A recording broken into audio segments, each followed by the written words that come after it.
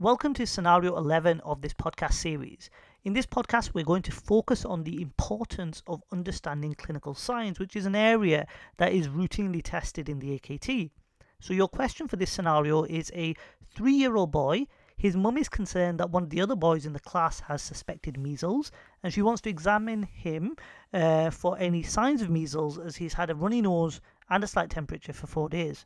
So inside the child's mouth, you notice a number of red spots which have blue and white centers, and they are just adjacent to his teeth. What sign does the child have?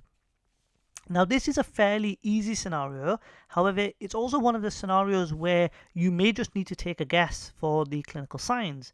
So measles itself has a number of distinct clinical stages, and this child actually has Koplik spots, which can be found a couple of days into the Prodomo Phase of the illness. So for completeness, you may want to take this opportunity just to have a think about the different clinical phases of a measles infection, because it can actually be quite easy to pick up from the scenario. So the virus itself can incubate for about 7 to 14 days from exposure, and the first clinical sign is something called the Prodomo Phase, which is where patients often develop a fever, they feel malaise, and this follows a cough, coryza, and conjunctivitis, and the patient develops Koplik spots, which often appear 2 to 3 days into the illness of the Prodomo phase. Now, the next phase is the rash and exanthem phase, where you develop an erythematous maculopapular rash, which typically starts off on the face just behind the ears,